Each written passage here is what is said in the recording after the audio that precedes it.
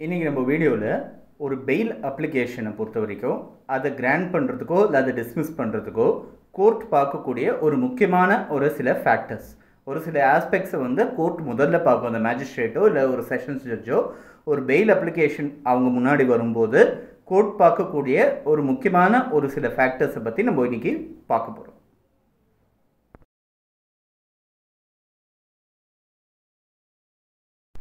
First, nature and gravity of the offence.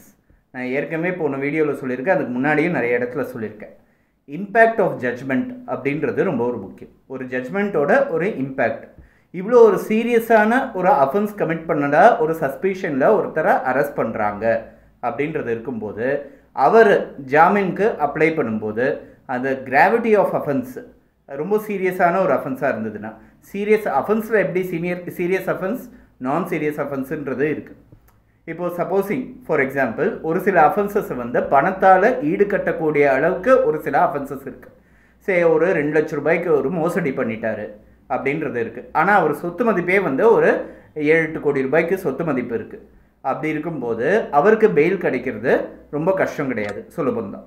But அதே சமயத்தில் ஒருத்தர் வந்து ஒரு பாக்ஸோ கேஸில் அரெஸ்ட் ஆகிடுறாங்க. பாக்ஸோ கேஸ் வந்து அந்த அஃபெக்டான அந்த விக்டிம் வந்து ஒரு சின்ன குழந்தையாகவே இருக்குது.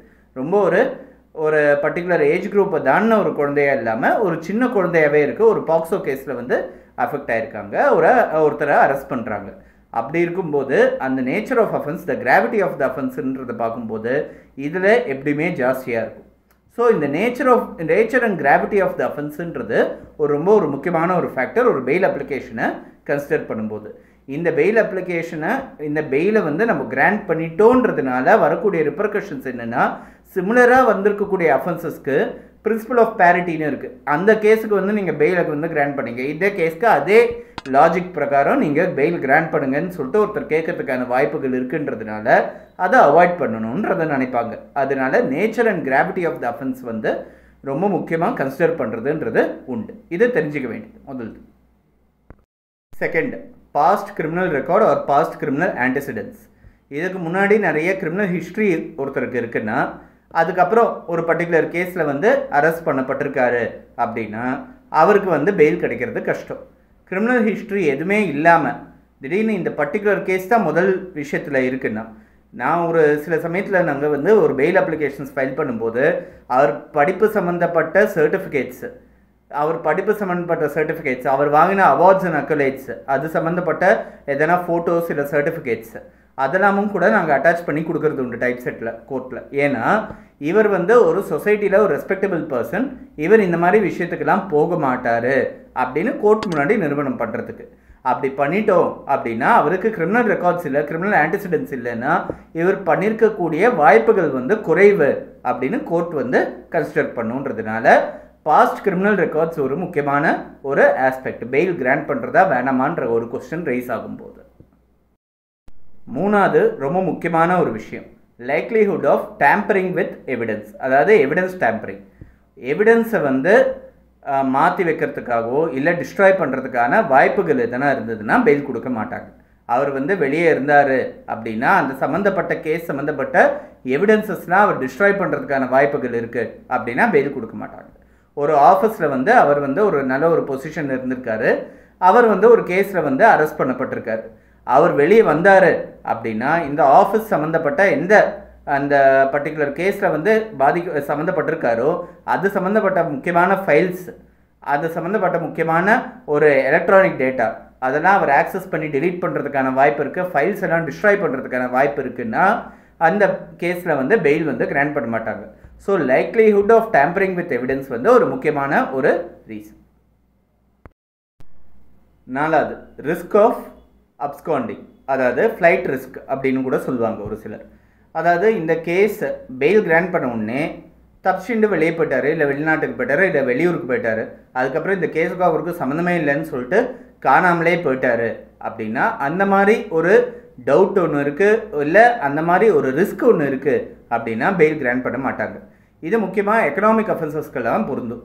அவர் வந்து கிளம்பி வெளியே போயிட்டாரு அப்படின்னா அந்த பணத்தை ரிகவர் பண்ணுறது கஷ்டமான ஒரு விஷயம் அப்படின்ற ஒரு சூழ்நிலை உருவாகிறதுக்கான சான்சஸ் இருக்குது. அதனால் அந்த ஃப்ளைட் ரிஸ்க்குன்றது முக்கியமாக பார்ப்பாங்க. தப்பிச்சுட்டு போகிறதுக்கான வாய்ப்பு இருக்குன்னா பெயில் கொடுக்க மாட்டாங்க. 5வது கோஆப்ரேஷன் வித் இன்வெஸ்டிகேஷன். அதாவது அந்த விசாரணையோட போக்கில் வந்து அவர் கோஆப்ரேட் பண்ணுவாரா மாட்டாரான்றத ஒரு முக்கியமான ஒரு கொஸ்டினாக ரைஸ் பண்ணப்படும்.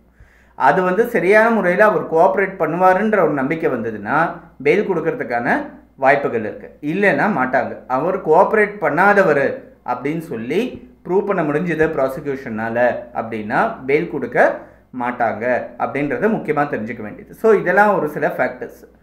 ஜென்ரலாக பார்த்தோன்னா fail is a rule, jail is a exception அப்படின்னு நிறைய கேஸில் வந்து சுப்ரீம் கோர்ட் சொன்னது உண்டு.